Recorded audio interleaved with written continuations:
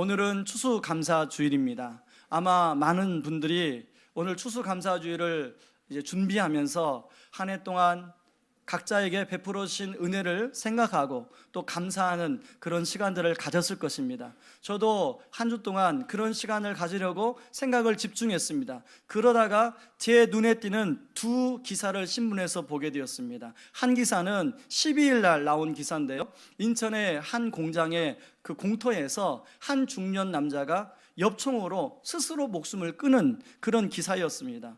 왜 그 사건을 알아보니까 그 몇 년 전부터 암투병하던 아내가 이제 먼저 하늘나라로 갔습니다.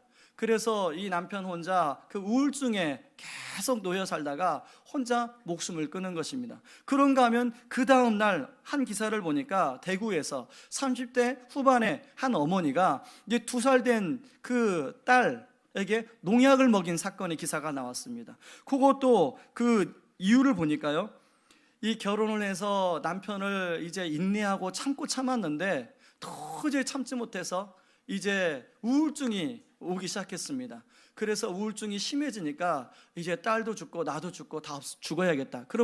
그래서 딸에게 먼저 그렇게 농약을 먹인 것입니다.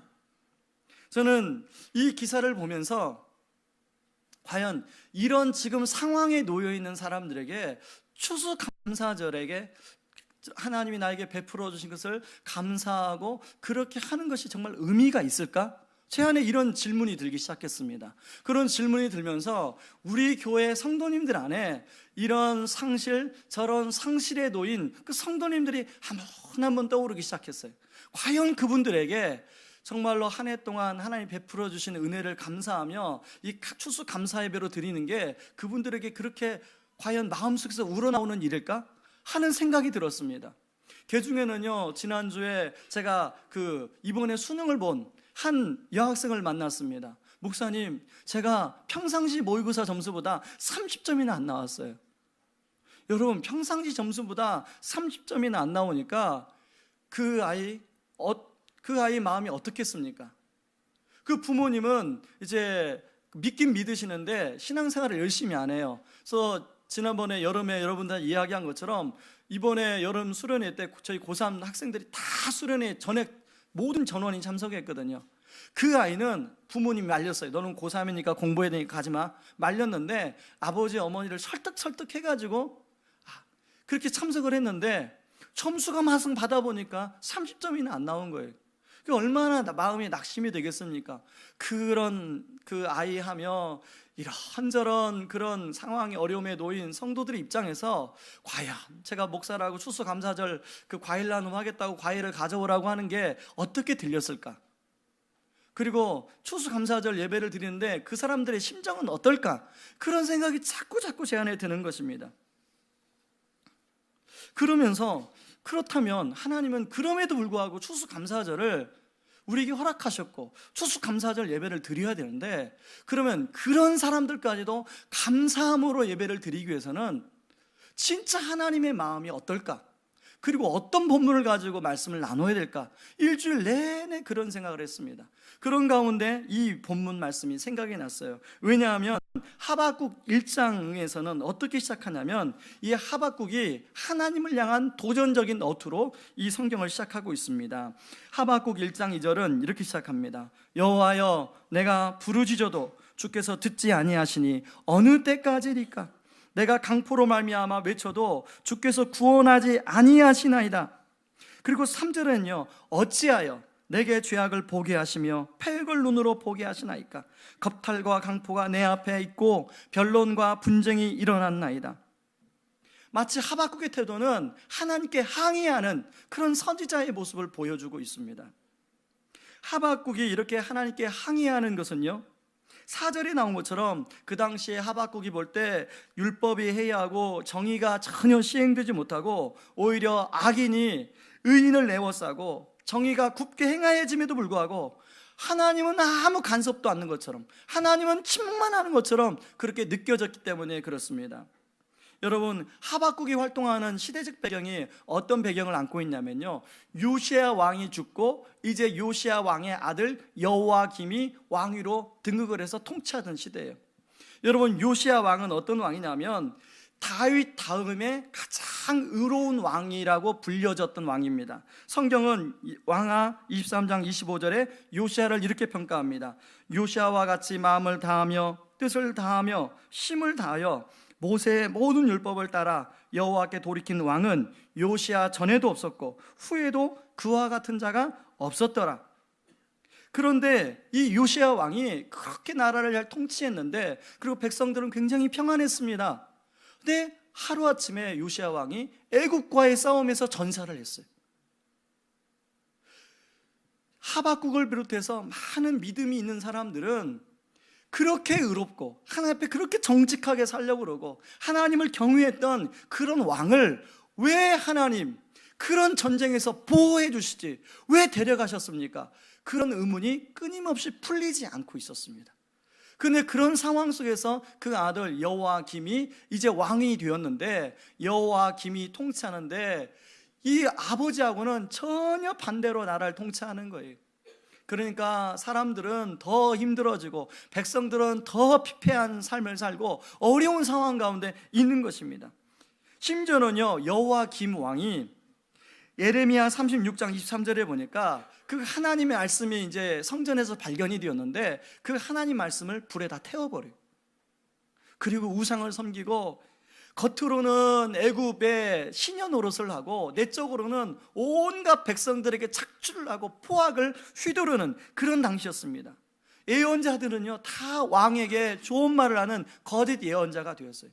그러니까 하박국 입장에서는, 그리고 믿음 있는 나름대로 하나님 앞에 신앙을 가지고 있는 사람들은 그게 얼마나 하나님께 원망스럽겠어요. 지금 하박국이 그걸 대변하고 있는 것입니다. 하나님 그런 의로운 왕을 왜 데려가셨어요? 하나님 그런 정직한, 하나님 그렇게 경외하는 왕을 왜 데려가서 우리 국민들을 이렇게 힘들게 하고 있습니까? 그게 지금 하박국의 하나님께 항의하는 중심의 생각이에요. 여러분, 사실 우리가 이런 질문들은 우리가 또 많이 하면서 살아가고 있지 않습니까? 하나님, 제가 사업이 어렵지만 않아도 우리 아이 등록금 대출을 안 받아도 되지 않습니까? 지금 3년을 가르치는데 3년 내내 매 학기마다 대출을 받는데 하나님 좀 사업 좀 풀어주세요. 하나님이 살아계시는데 사업 좀 풀어주세요. 여러분, 우리 그런 기도 드리고 있는 그런 성도님들도 아마 계실 거예요. 또 어떤 청년들은 그런 기도, 하나님 공부는 쟤보다 내가 잘하는데 시험만 보면 왜 성적이 안 나와서 쟤는 합격하는데 저만 불합격합니까? 제 인생은 무엇입니까? 쟤보다 제가 믿음이 좋지 않습니까? 쟤는 신앙도 없어요. 쟤는 주량이 소주 3병인데 전 술도 못 마시는데 어떻게 합니까? 그런 기도를 우리가 하지 않습니까? 이런 하박국의 질문에 대해서 하나님은 뭐라고 답변하시냐면, 하나님께서는 그런 불의한 왕, 그런 불의한 그런 폭군들을 징계하기 위해서, 심판하기 위해서 바벨론의 군대를 준비하고 있다고 이야기하고 있습니다. 그게 하박국 1장 6절이에요. 보라, 내가 사납고 성극한 백성, 곧 땅이 넓은 곳으로 다니며 자기의 소유가 아닌 거처들을 점령하는 갈대아 사람을 일으켰나니. 사실 이 말은요 하박국이 원하는 대답이 아니었어요. 하박국은 이런 지금 현재 불의한 이런 왕과 그 왕 주변에 있는 사람들을 하나님이 심판하고 의로운 왕을 다시 세워주기를 하박국은 원했어요. 그런데 하나님은 이런 현재 이 왕보다 더 악한 그런 바벨론의 군대를 통해서 이 지금 유대 왕과 사람들을 그렇게 심판하신다고 말씀하고 있는 것입니다. 그래서 하박국은요 더 호전적인 태도로 하나님께 따져 묻고 있습니다. 그게 하박국 1장 13절이에요. 같이 한번 읽어보겠습니다. 주께서는 눈이 정결하심으로 악을 참아 보지 못하시며 패역을 참아 보지 못하시거늘 어찌하여 거짓된 자들을 방관하시며 악인이 자기보다 의로운 사람을 삼키는데도 잠잠하시나이까. 여러분, 상대적으로요 그 유대 왕과 유대 사람들이 악하다고 할지라도 상대적으로 훨씬 더 악한 게 하박국이 볼 때는 바벨론 사람들이었어요. 그런데 하나님 더 악한 그런 바벨론 사람들에게 이 지금 유대 나라를 심판하겠다는 거예요. 그러니까 하박국은 이해가 되지 않았습니다. 17절에 뭐라고 하냐면, 그가 그물을 떨고는 계속하여 여러 나라를 무자비하게 멸망시키는 것이 옳으니까. 하나님께 이렇게 따져 묻고 있는 거예요. 여기서 그는 바벨론 사람들이에요. 그런데요, 이렇게 1장에서 하나님께 도전적이고 호전적으로 따져 물었던 그 하박국이 3장에 가서는 전혀 다른 태도로 바꿔서 하나님을 찬송하고 하나님께 감사하고 있더라는 것입니다. 그 대표적 말씀이 우리가 읽었던 17절, 18절 말씀이에요. 같이 한번 읽어보겠습니다. 비록 무화과 나무가 무성하지 못하며 포도나무에 열매가 없으며 감람나무에 소출이 없으며 밭에 먹을 것이 없으며 우리의 양이 없으며 외양간에 소가 없을지라도 나는 여호와로 말미암아 즐거워하며 나의 구원의 하나님으로 말미암아 기뻐하리로다. 저는 이 하박국서를 보면서 마치 이 상실에 놓인, 이런저런 어려움 속에 놓인 사람들까지도 하박국이 이렇게 변화가, 마음의 변화에서 하나님께 감사를 드린다면, 하박국의 변화의 요인을 알면 그런 사람들까지도 하나님께 감사할 수 있지 않을까, 그런 생각이 들었습니다. 사실 우리가 하나님께 기도하는 내용이 다 그런 거 아닙니까? 하나님, 정말 의롭고 정직하게 살아보려고 하는데 왜 작년에도 어려운데 올해는 더 어렵습니까? 하나님, 저도 추수감사절 헌금을 하고 싶어요. 그런데 헌금 드릴 돈이 없지 않습니까? 나도 과일 나눔 행사에 참여하고 싶은데 과일을 살 돈이 없지 않습니까? 아마 그런 분이 이곳에 앉아 계실지 몰라요.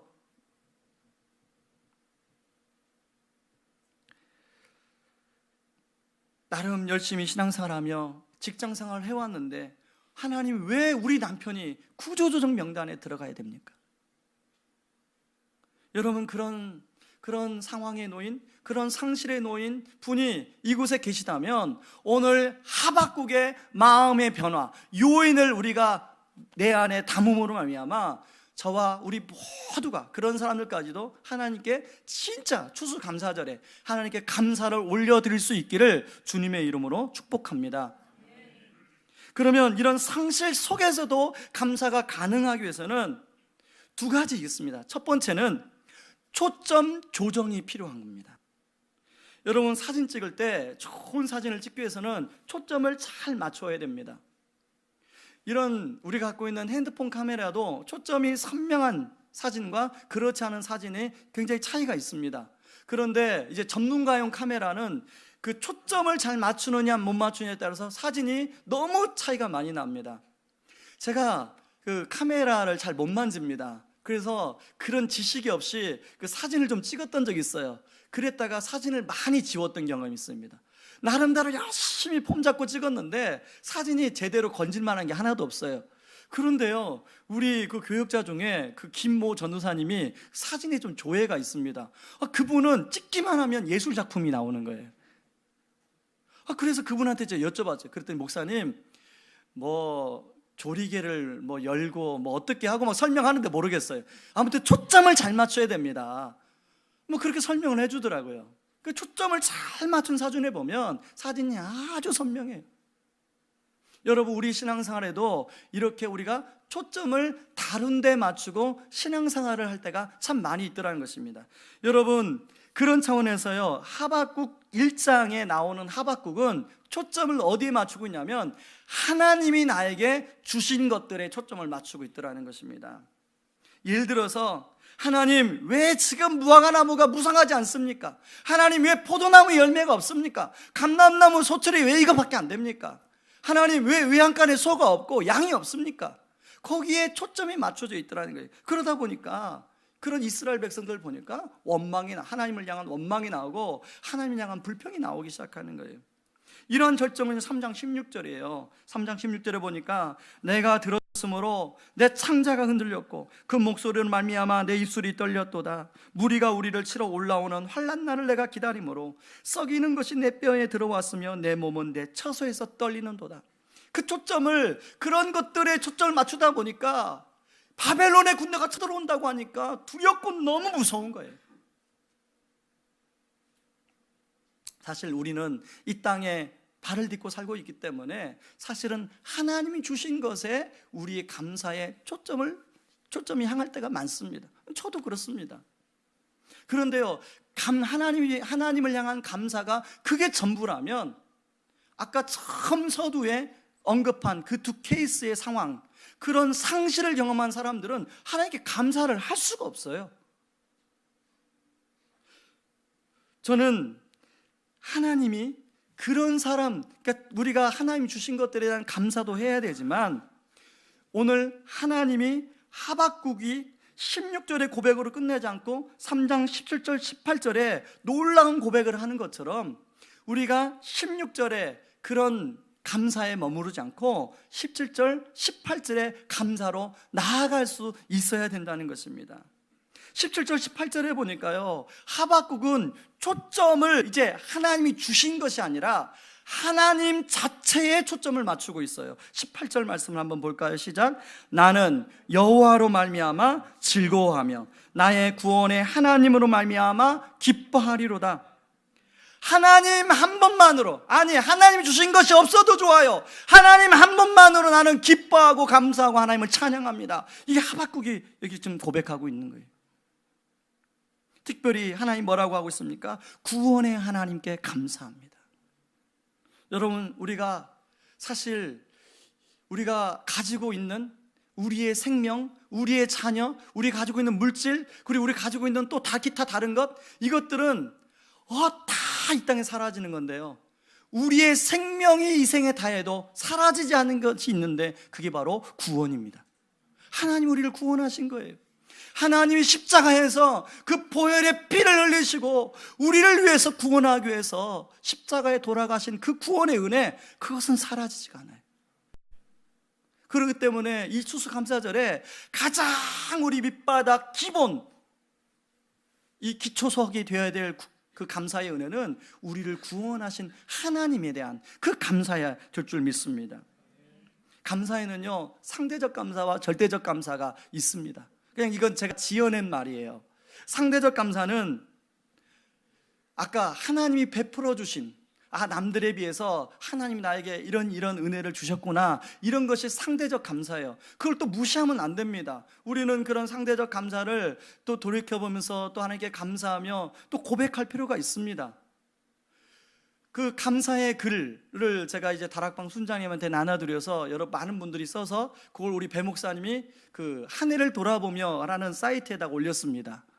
제가 어제 저녁에 말씀을 준비하면서 거기에 올라가서 보니까 많은 성도님들이 의왕 우리 교회에 오셔서 이런 은혜를 경험했고, 또 우리 가정적으로 이런 은혜를 경험했고, 거기다 많은 그런 고백을 써주셨더라고요. 그 글을 읽는데 제 안에 참 감사함이 넘쳤습니다. 제가 시간이 없어서 몇 분만 코멘트를 달고 코멘트를 못 다는데, 제가 시간 나는 대로 틈틈이 딱 코멘트를 달려고 생각해요. 혹시 코멘트를 못 달더라도 이해하시기 바랍니다. 목사님이 시간이 없어서 그러셨구나 생각하시기 바랍니다. 그러나 어떤 부분에서 정말 코멘트를 달아주고 싶어요. 여러분, 그런 감사가 상대적 감사라면 우리가 그런 상대적 감사를 많이 해야 됩니다. 할 수만 있으면 많이 해야 돼요. 저는 여러분의 삶이 감사로, 그런 상대적 감사로 여러분의 삶이 물들기를 바랍니다.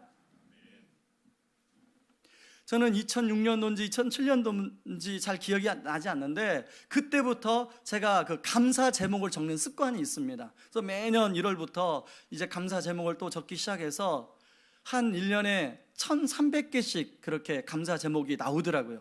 근데 올해는 보니까 좀 제가 게을러서 800개 조금 넘은 것 같아요. 여러분의 인생에 그 감사 제목들이 넘치길 바랍니다. 그런데요, 그런 상대적 감사가 있는가 하면 절대적 감사가 있어요. 하나님이 주신 것들이 아닌 하나님 자체로 인한 감사하는 감사예요. 그래서 하나님의 선하심과 하나님의 인자하심 생각하면, 하나님 나를 구원해 주심 생각하면 그런 감사가 나오는 거예요. 그런 생각을 하고 있는데요, 제가 그 글을 읽는데 가장 첫 번째로 올리신 집사님이 이렇게 써놓으셨더라고요. 제가 한번 읽어드리겠습니다. 올 한 해는 지금까지 살아왔던 어떤 해보다는 많은 것을 경험한 한 해였습니다. 올해 상반기는 작년에 이어 일자리를 구하는 문제로 어려운 상황 속에서 1년 이상 기도하면서 하나님의 도우심을 기다렸습니다. 기도의 응답으로 하나님께서 허락하신 곳에서 일하게 되는 감사와 기쁨을 누리게 되었습니다. 그렇게 얻은 직장에서 4개월 정도 일하면서 또 다른 어려움과 싸워야 하는 상황을 접하고는 이스라엘 백성들이 40년간의 광야 생활을 끝내고 가나안 땅에 들어갔지만 그곳으로 모든 게 다 잘 되는 해피엔딩으로 이어지지 않았다는 것을 저의 현실 속에서 동일하게 경험하고 있습니다. 이런 과정을 통해 분명한 게 깨달은 것 하나 있습니다. 하나님께서 제 기도에 응답해 주신 것에 제 생각이 온통 가 있었는데 이제야 비로소 그 응답뿐 아니라 과정 속에서 동행해 주신 하나님께 제 생각과 감사의 마음이 향해야 한다는 것입니다. 하나님께서 주신 것이 아니라 하나님이 복이요 감사의 조건임을 깨달은 것인지요. 그래서 하나님께서 주신 것에 일희일비 연연하지 않고 하나님과의 관계를 더 견고하게 할 수 있기를 소원합니다. 이런 내용의 기사였어요. 사실 우리는 하나님이 주신 것, 상대적 감사에 우리의 감사가 머무를 때가 얼마나 많이 있습니까? 그런데 이 집사님이 고백한 것처럼 그런 상대적 감사에만 우리의 감사가 머무르지 않고 하나님 자체가 복이요 감사의 조건으로 삼는 은혜가 있기를 주의 이름으로 축원합니다. 두 번째는요, 관점의 변화가 필요하다는 것입니다. 하박국 1장에서의 이 하박국의 관점은 현재 일어나는 현상 그대로 그것이 전부고 그것이 더 이상 발전하지 않는다는 것으로 생각하고 보고 말하고 있습니다. 그러다 보니까 불의를 행하고 정의가 굽어지는 그런 모습에 하나님이 아무런 조치하지 않는 것에 하박국은 화가 나는 거예요. 이런 관점으로 이제 하나님께서 바벨론 사람들을 또 데려와서 징계한다고 하니까 하박국은 더 이해가 안 되는 거죠. 그래서 하나님께 따져 묻는 거 아니겠습니까?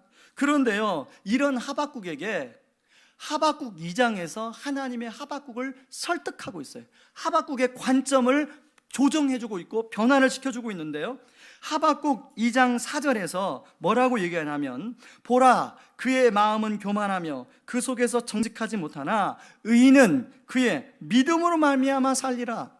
하박국 1장은 하박국과 하나님과의 대화가 주고받고가 나와요.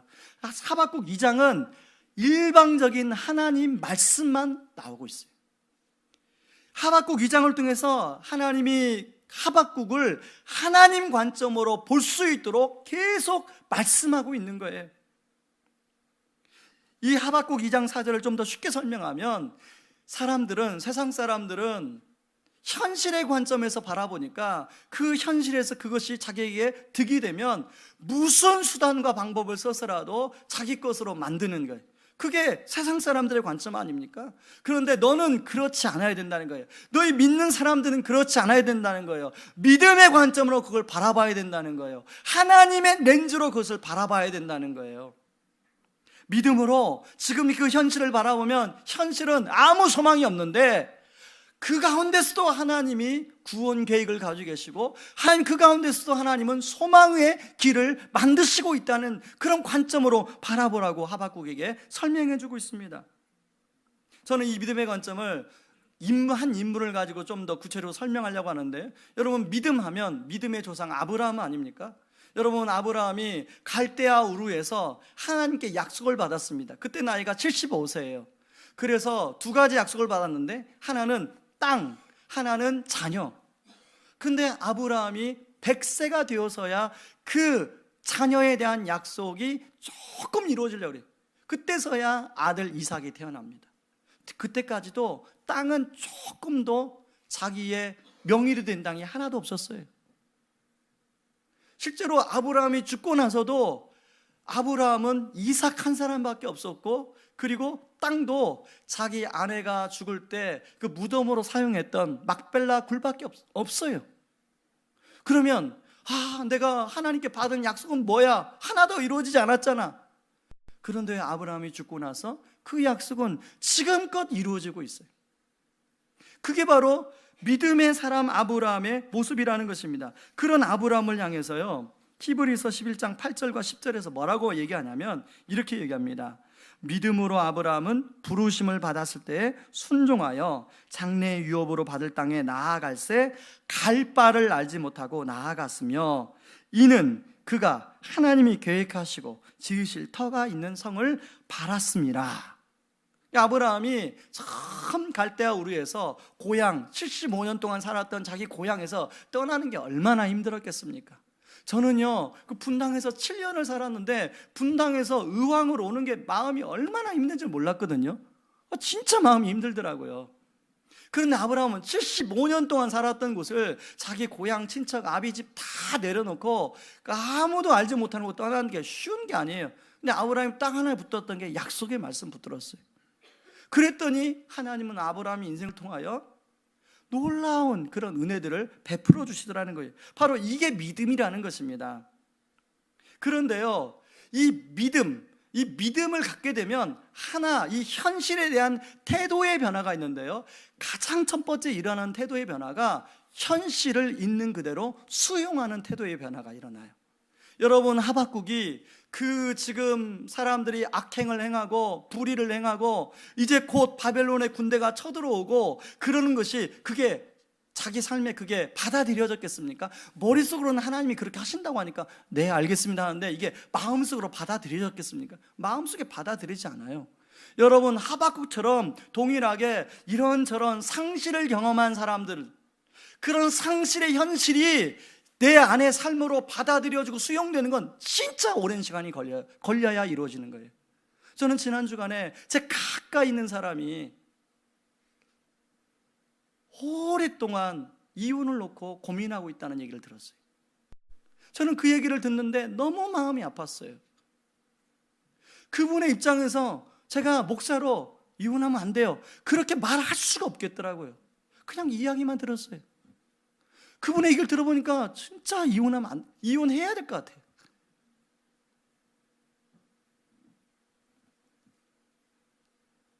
여러분, 그런 상황 속에 있는 우리 성도님들이 얼마나 많겠어요. 그런데 그런 상황을, 이분이 하는 고백이에요. 그런 상황을 수용하는 것이 너무 힘들어요. 그런데 제가 수용을 했더니, 이런 상황을 수용했더니 마음에 좀 평강이 찾아오고 있어요. 여러분, 자기 현실을 있는 그대로 그 상실을 당한 현실을 받아들인다는 것만큼 힘든 거, 죽을 만큼 힘든 거예요, 그건. 그런데요, 믿음이 들어오기 시작하면 그 현실을 받아들일 수 있는 힘이 거기서 생기기 시작해요. 그래서 하박국은 그런 상황을 수용하고 하나님을 찬양하고 있는 거예요. 3절 4절, 하나님이 대만에서부터 오시며 거룩한 자가 바란산에서부터 오시는도다. 그의 영광이 하늘을 덮었고 그의 찬송이 세계에 가득하도다. 그의 광명이 햇빛 같고 광선이 그의 손에서 나오니 그의 권능이 그 속에 감추어졌도다. 그리고 하박국 3장 19절에 뭐라고 얘기합니까? 그 하나님은 나의 힘이시라. 나의 발을 사슴과 같게 하사 나를 나의 높은 곳으로 다니게 하시리로다. 저는 이 하박국 3장 19절을, 이 하박국이 어떤 심정으로 이걸 고백하고 있을까? 지금 하박국은 16절처럼 바벨론 군대에 대한 두려움이 여전히 있어요. 그런데 하나님의 믿음의 관점으로 바라보라고 하니까 의지적으로 믿음의 관점으로 바라보면서 이런 고백을 하고 있더라는 거예요. 저는 이 하박국 3장 19절이 현재 정말 하나님이 나의 힘이시라 이렇게 마음속에서도 고백 나오는 분이 계실 거예요. 그런데 이 하박국 3장 19절이 아직까지 이게 마음속에서 이런 고백이 안 나오는 분이 여기 또 계실 거예요. 하나님이 힘이시면 내 삶이 왜 이래? 이런 분도 계실 거예요. 저는 그런 분까지 포함해서 이 하박국 3장 19절이 그것이 마음속의 고백이든 정말 의지적으로 하는 고백이든 우리 성도님들의 삶에 이 고백이 이루어지기를 주의 이름으로 축원합니다. 그런 차원에서 어떤 생각이 들었냐면 나의 힘이시라에다가 자기 이름을 넣어서 한번 우리 같이 읽어봐야겠다, 이런 생각이 들었습니다. 한번 같이 한번 읽어볼까요? 시작. 그 하나님은 기서비의 힘이시라. 기서비의 발을 사슴과 같게 하사 기서비의 높은 곳으로 다니게 하시리로다. 다시 한번 넣겠습니다. 그 하나님은 기서비의 힘이시라. 기서비의 발을 사슴과 같게 하사 기서비의 높은 곳으로 다니게 하시리로다.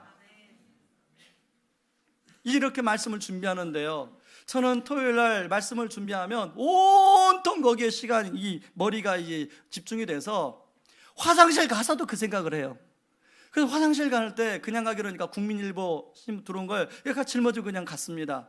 화장실 앉아가지고 이게 이제 보다가 보니까 한 분의 인생 스토리가 거기에 소개되어 나오더라고요. 제가 사진을 좀 보여드리겠습니다. 전귀선 집사님, 부산에 사시는 분이세요. 이분은요, 초등학교 5학년 때 거제도 섬에 친척집에 놀러 갔는데 열병이 찾아왔어요.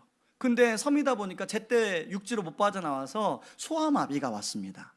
나름대로 공부는 잘해서 그 당시에 부산 여상 하면 최고의 학교 아닙니까? 거기에 수석으로 졸업을 했는데 취업이 안 되는 거예요. 면접만 보면 떨어지고. 그런 가운데 새마을금고에 들어갔어요. 그 새마을금고에서 열심히 일을 하다가 고객으로 온 한 남자분을 만나서 결혼을 했습니다. 그래서 가정을 이뤘어요. 그리고 이제 아이도 태어났어요. 알콩달콩 누가 또 옆집 아줌마가 예수님도 소개해서 예수를 믿었습니다. 너 남편이랑 너무 교회를 잘 섬기고 신실하게 그렇게 신앙생활 하는 가운데 남편 나이 40살에 갑자기 연락이 온 거예요. 남편이 아마 건축 일을 하셨나 봐요. 식증 엘리베이터가 떨어져서 같이 떨어진 거예요. 남편이 돌아가셨어요. 그 아들이 중학교 1학년인데 한참 사춘기를 겪을 때인데 아버지의 자리가 없으니까 아이가 방황하기 시작해요. 그런 방황하는 아이를 데리고 또 한참 하나님께 울면서 또 기도했어요. 그래서 아이가 속을 차리고 이제 대학을 들어갔습니다.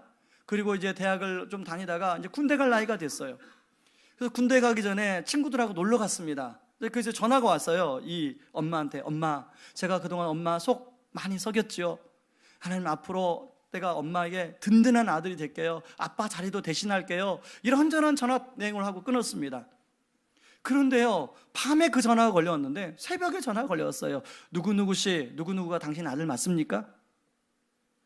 새벽에 돌아오는 길에 음주운전 차량에 정면 추돌을 해서 그 아들도 하늘나라 간 거예요. 그러면 이 전기선 집사님 마음이 어떻겠습니까? 옆에 있는 예수님 어떤 분은 그런 얘기를 했대요. 당신을 보니까 하나님이 없는 것 같아. 당신도 하나님을 부인해. 하나님 살아계시다면 어떻게 당신 다리, 당신 남편, 당신 아들 이렇게 다 가져갈 수 있어?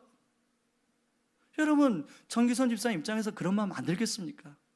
그래서 이 집사님이요, 한겨울에 차가운 기도원에 올라갔어요. 기도원에 가서 기도를 하고 이제 그 신년이었나 봐요. 이제 외부 강사 목사님들한테 말씀을 전하시는데 어떤 목사님이 신년 이제 축복의 말씀을 전하는데 분명히 이 목사님이 말씀 전하는 말씀은 그게 아닌데 다른 성경인데 그 목사님 말씀에서 나오는 말씀이 어떻게 이분에게 들려졌다고 하냐면 창세기 4장 25절 말씀으로 들려졌대요. 하나님이 내게 가인을 죽인 아벨 대신에 다른 씨를 주셨다 함이며, 이 말씀이 너무 크게 들려지는데 이분이 그 말씀을 듣는 순간 전율을 했대요. 아, 그래, 하나님이 나에게 모든 걸 가져가셨는데 이제 다른 씨를 주시는구나. 그래서 이제 내려가서 그 다른 씨가 뭘까 생각하다가 소년원, 그리고 가출 청소년, 그리고 자기 교회 중고등부 아이들, 그런 아이들을 열심히 자기 집에 불러다가 집에서 밥을 해먹이고 성경 공부를 가르치고 예수님을 전하고 그런 삶을 살고 있더라는 거예요. 지금은 그 교회의 고등부 부장이랍니다. 소년원에도 상담센터에도 그런 청소년들이 방황하면 자기 집에 불러다가 집밥을 해기면서 복음을 전하는데요, 여러분, 그런 아이들은요 잠깐뿐이에요. 어떤 애는요 폐물 다 훔쳐가요. 그런 일도 경험했다는 거예요. 그러면 하나님이 가져가셨나 보다 그렇게 생각한다는 거예요. 저는 이 집사님의 기사를 보면서 다리가 불편하고 모든 상실을 경험한 집사님이 하나님을 원망할 것 같은데, 하나님을 저주할 것 같은데 그렇지 않은 이유가 어디 있을까? 바로 믿음으로 관점의 변화를 일으켜주신 하나님의 은혜가 있기 때문에 그러지 않을까 생각이 들었습니다. 여러분, 그런가 하면요, 어제 또 말씀을 준비하는데 한 목사님이 생각이 났습니다. 여러분, 바람 불어도 좋아 라는 책을 쓴 김병년 목사님, 혹시 들어보셨습니까? 이 목사님입니다. 이 김병년 목사님은 IVP, 그 대학생 선교단체 중에 하나입니다. 15년간 거기서 간사로, 거기도 똑같이 그렇게 월급이 없고 그렇게 이제 학생들 후원을 받아서 그렇게 사역을 했습니다. 그러다가 2004년인가 5년인가 교회를 개척했어요. 저기 서울 공릉동에 교회를 개척했는데, 개척하는 해에 셋째가 태어났습니다. 근데 이 셋째를 낳는 가운데 뭐가 잘못됐는지 아내에게 뇌경색이 왔어요. 뇌병변이 왔어요. 뇌경색, 뇌병변이 오다 보니까 온 몸이 전신마비가 왔어요. 그 이후로부터 눈만 뻥긋뻥긋하지 꼼짝을 못해요. 여러분, 교회를 저는 개척해봐서 이 개척교회 목사가 얼마나 바쁜지 알거든요. 처음 교회를 개척할 때는 누가 도와준 사람이 없어요. 혼자서 모든 걸 다 해야 돼요. 그런데 이 목사님이 새 아이, 그 갓난아기부터 시작해서 아직까지 얼마 자라지 않은 그 아이들을 다 돌보면서 자기 아내를 또 병간하면서 교회를 지금 꽤, 제가 홈페이지 들어가 보니까 꽤 규모 있게 성장했더라고요. 그런데 이 목사님 그 책에 보니까요, 이 목사님이 이제 바쁜 일이 있어서 이제 이 사모님만 놓아두고 이제 나가는 그 시간이 있었는데, 추울까봐 전기 매트인지 담요인지 모르겠지만 그 사모님 발에다가 따뜻하게 올려주고 나갔대. 근데 들어와 보니까 그 전기 담요가 매트인가에서 사모님 발에 타버린 거예요. 화상이 입은 거예요. 그래서 병원에 갔더니 잘라낼 수밖에 없는 거예요, 다리를. 그런 이야기들을 그 책에 다 기록을 해놨어요. 이 바람 불어도 좋아 라는 책에 이런 말이 적혀 있습니다. 바람이 불어왔다. 그리고 바람 때문에 중심이 이동했다. 나에게서 하나님께로, 우리에게서 그분께로. 그래, 우리는 살아간다. 바람이 불어도. 출판사에 소개한 글을 보니까요, 이 세상은 고통을 무시하고 어떻게든 그것을 없애려 하고 고통 없는 삶이 행복한 삶이라 믿지만, 저자는 고통을 삶의 한 부분으로 수용하고 고통 안에서 믿음으로 걷는 삶에 대해서 말하고 있다. 한 평론가가 이번에 책을 읽고 써놓은 글에 이런 묵상이 나옵니다. 김병년 목사님의 두 번째 책을 읽으며 내내 내 마음에 떠오른 두 단어는 이름과 어둠이었습니다. 병상에 누워버린 아내, 앞으로 일어나 걸을 수 있다는 희망까지 포기하도록 만드는 아내의 절단된 다리, 어머니가 없는 새 아이, 그리고 피곤함과 애절함으로 저미어 오는 밤, 온통 그에게는 잃어버린 것들 뿐이었습니다. 우리에게 이런 상실이 오면 우리는 어떻게 반응합니까? 속상함과 불리함에 대한 해답을 얻으려고 하나님께 나름대로 항의하며 도전하며 그렇게 원망하며 우리가 시간을 보내지 않습니까? 계속 읽겠습니다. 우리에게 이런 상실이 오게 되면 속상함과 불리함에 대한 해답을 얻으려고 몸부림치게 됩니다. 그러다 보면 잘못된 것맛을 얻습니다. 그래서 또 다른 잃어버림을 경험하게 됩니다. 여러분, 서두에서 이야기했던 두 사례, 또 다른 잃어버림을 경험하게 되었잖아요. 사실 많은 사람들이 그런 몸부림 속에서 하다 보면 또 다른 잃어버림을 경험하게 돼요. 그러나 그의 글을 읽으면 그가 그런 상실 속에서 얻은 것들을 보게 된다. 진정으로 내가 누구인지, 고통은 무엇인지, 삶을 이해하는 것보다 삶 속에서 그것을 감당하며 사는 것은 무엇인지, 진정한 감사가 무엇인지, 진정한 베품이 무엇인지, 정말 사랑한다는 것이 무엇인지, 믿음이 무엇인지, 삶이란 진정 무엇인지, 그래서 하나님을 얻어가나 보다. 여러분, 사실 우리는 김 목사님처럼 이런저런 상실에 놓일 때 속상함과 불리함에 대한 답변을 듣기 위해서 하나님께 원망을 드릴 때가 훨씬 많습니다.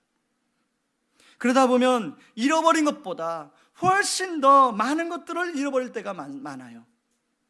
그러나 믿음의 관점으로 그걸 바라볼 때 바로 김 목사님 안에 일어난 변화, 내가 잃어버린 것들 외에 그 외에 얻어지는 것들이 많아요. 그 얻어지는 것들에 초점이 맞춰지고 그 얻어지는 것들 때문에 하나님께 감사와 찬양으로 나아가는 삶, 이 김 목사님이요, 페이스북에다 글을 계속 올리는데요, 그 페이스북을 통해서 많은 영혼들이 치유되고 회복이 된다는 거예요. 특히 목사님처럼 이런 상실을 경험하고 있는 사람, 그래서 자살을 결심한 그런 사람들이 이제 자살하려고 약을 버리고 하나님께로 나오고 있다는 거예요. 여러분, 여러분의 상실, 여러분이 이 추수감사를 맞이해서 한 해 동안 얻은 것도 있고 하나님 주신 것도 있고 잃어버린 것도 있을 거예요. 어떤 사람은 계산해 볼 때 내가 하나님 나에게 주신 것보다도 잃어버렸다고 생각하는 게 훨씬 많은 사람도 있을 거예요. 저는 그 잃어버렸다고 생각하는 것에 하나님이 새로운 것들을, 우리가 그동안 알지 못하는 것들을, 새로운 것들을 이 목사님에게 주셨던 것처럼 주시기를 믿음으로 소망하며 나아갑니다. 그래서 이 추수감사절에 우리의 감사의 지경이 거기까지 나아가는, 그래서 온전한 감사와 찬양으로 하나님께 송축하는 그런 추수감사절 되기를 주님의 이름으로 축복합니다. 이 시간에 우리 찬양팀 다 나오시기 바랍니다. 제가 우리 찬양팀에게 찬양을 좀 부탁드렸습니다. 이 시간에는 우리 특별 헌금을 하려고 합니다. 우리 필리핀 수혜를 당한 이재민을 향한 특별 헌금을 하려고 하는데, 저희 교회는 평상시에는 헌금 주머니를 돌리지 않습니다. 그러나 이렇게 특별 헌금을 할 때는 헌금 주머니를 돌립니다. 우리 시간에 하나님의 은혜, 우리 찬양팀 부를 때 찬양을 마음속에서 묵상하면서 여러분 또 하나님께 감사하면서 우리 찬양을 들으시기 바랍니다.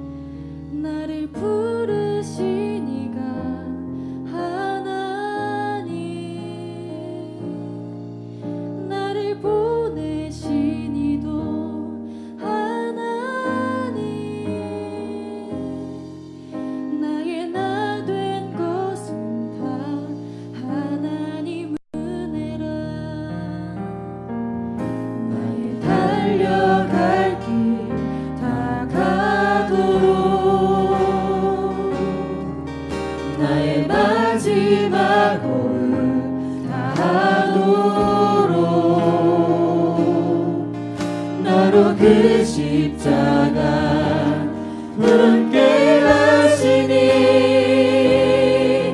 나의 나 된 것은 다 하나님 은혜라.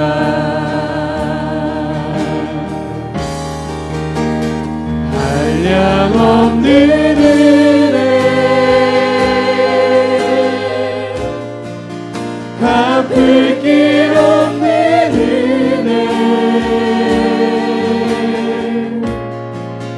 내 삶을 애워싸는 하나님의 은혜.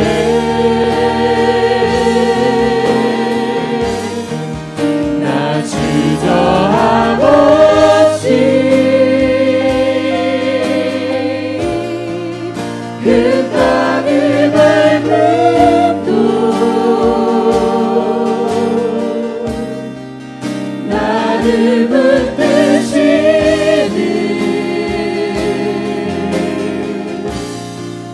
하나님의. 우리 함께 찬양하길 원합니다. 나를 지으신 이가 하나님, 나를 지으신 이가 하나님, 나를 부르신 이가 하나님, 나를 부르신 이가 하나님, 나를 보내신 이도 하나님, 나를 보내신 이도 하나님, 나의 나 된 것은 나의 하나님의 나 된 은혜라. 것은 다 하나님 은혜라.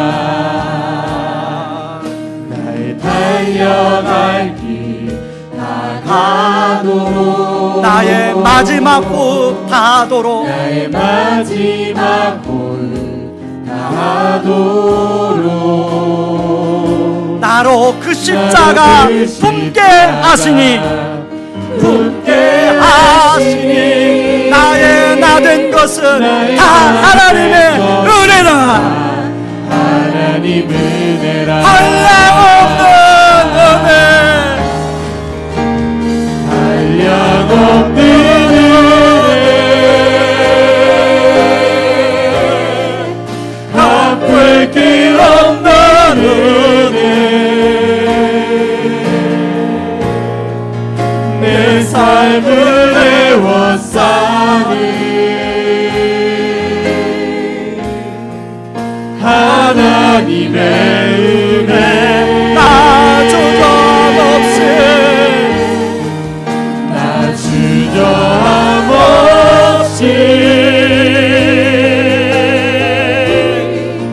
그 땅을 밟음으로 나를 붙드시는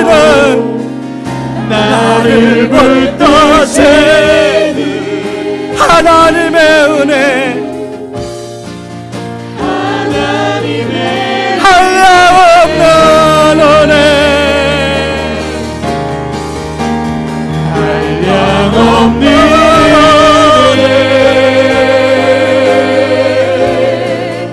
갚을 길 없는 은혜, 내 삶을 애워싸니 하나님의 은혜,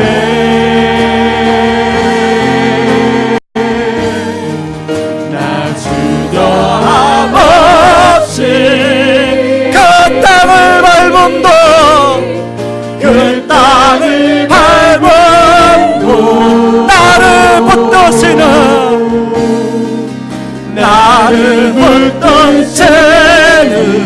하나님의 은혜, 하나님의 은혜. 우리 이 시간에 기도하길 원합니다. 하나님 아버지, 이제까지 하나님이 주신 것들에 초점이 맞춰진 상대적 감사에 내가 머물렀다면, 하나님 그 상대적 감사에서 하나님께 초점을 맞추는 절대적 감사까지 나아갈 수 있게 하여 주시옵소서. 하나님, 오늘 하박국이 고백하는 것처럼 믿음으로 관점이 바뀌어지면 하나님 도저히 받아들일 수 없는 현실까지도 수용할 수 있는 능력이 생기는 줄 믿습니다. 하나님, 그것은 소망을 바라보기 때문에 능력이 생기는 줄 믿습니다. 하나님, 김병년 목사님이 아버지 모든 것을 상실한 상황 가운데서도 하나님 상실한 가운데서도 하나님께 감사하고 찬양을 드릴 수 있었던 것은 하나님이 상실한 자에게 주시는 선물들이 있기 때문에, 그런 것들을 얻기 때문에 하나님께 감사하고 찬양하는 줄 믿습니다. 하나님, 우리의 상실에게만 초점이 맞춰지지 않게 하시고 그 상실로 인해서 반대급부로 주어지는 하나님의 놀라운 선물들을 우리도 받아 누리게 하여 주시옵소서. 저도 여러분도 모든 성도님들이 받아 누리게 하여 주시옵소서. 그런 선물을 발견함으로 말미암아 온전한 감사와 찬양으로 나아가는 우리 삶이 되게 하여 주시옵소서. 우리 같이 찬양하기 기도하겠습니다. 고마우신 하나님 아버지, 고맙고 감사합니다. 아버지 하나님께서, 아버지 하나님, 우리에게 오늘 이 예배를 통하여 귀한 아버지 하나님 것을 깨닫게 하여 주시니 감사합니다. 아버지, 우리가 아버지들까지 하나님께서 나에게 주신 것에만 아버지 초점을 맞추고 살아왔다 하면 아버지 하나님 자체에 초점을 맞추고 살아갈 수 있도록 도와주시옵소서. 나를 구원하여 주신, 나를 보잘것없는 나를 아버지 십자가에서 죽으심으로 아버지 자녀 삼아주신 그 은혜, 아버지 하나님께서 나를 아버지 인도하여 주시는 그 하나님의 은혜 얼마나 감사합니까? 아버지 하나님, 아버지 뿐만 아니라 아버지 믿음을 아버지 허락하여 주셔서 아버지 이 현실을 아버지 하나님 현실로만 보는 관점이 아니라 믿음의 관점으로 보게 하여 주신 것 얼마나 감사합니까? 김명년 목사님과 전기선 집사님이 아버지 모든 것을 상처한 상황 가운데서도 믿음의 관점으로 바라보았더니 아버지 잃어버린 것보다 더 많은 것을 아버지 하나님 발견하게 되었다고 고백하는 것처럼 아버지 우리도 아버지 상실한 것에 아버지 원망과 불평에서 아버지 더 많은 것들을 발견하고 그로 인하여 하나님께 감사하며 찬양하는 경지까지 나아갈 수 있는 믿음을 허락하여 주시옵소서. 아버지 그런 믿음을 허락하여 주시옵소서. 인도하여 주시옵소서. 아버지 하나님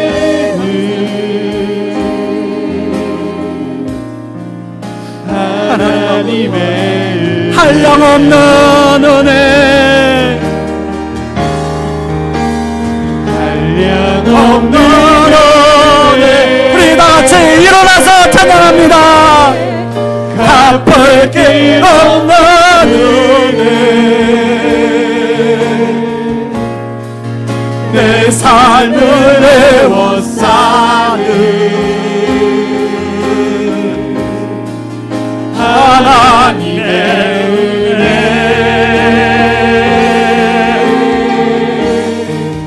나 주저함 없이 그 땅을 밟고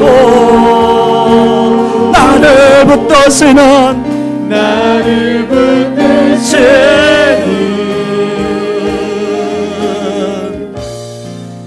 하나님의 은혜. 하나님 아버지, 이제까지 우리가 하나님께 주신 것 상대적 감사에만 초점을 맞추고 살아왔습니다. 그러나 우리의 감사가 상대적 감사도 넘쳐야겠지만 상대적 감사에만 초점이 맞춰지지 않고 하나님 자체에 초점이 맞춰지는 절대적 감사를 드릴 수 있는 믿음을 허락하여 주시옵소서.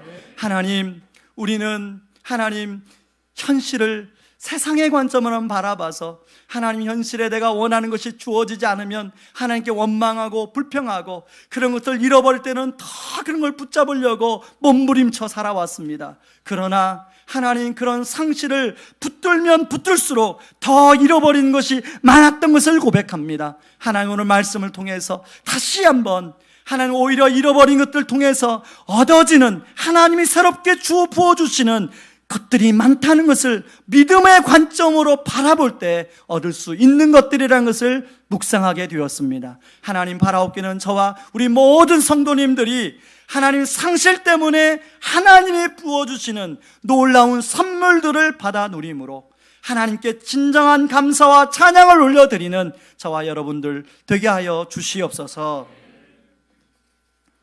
지금은 우리를 죄에서 구원하시기 위해 자신을 친히 십자가에 내어주신 그 크신 우리 주 그리스도의 은혜와 아들을 내어주면서까지 우리를 사랑하신 하나님의 다함없는 사랑하심과 지금도 우리를 하여 친히 기도해 주시고 동행하여 주시는 성령님의 은혜가 하나님이 나에게 베풀어 주신 은혜도 감사하지만 하나님 한 분만으로 진심으로 감사할 수 있게 하여 주시고 나의 현실을 믿음의 눈으로 바라보게 하여 주사 상실한 것에 대한 몸부림에서 벗어나 상실 속에서 새롭게 허락해 주시는 귀한 것들을 얻기 원하는 모든 성도님들의 삶 위에 이제로부터 영원까지 항상 함께 하기를 주의 이름으로 축원하옵나이다. 아멘.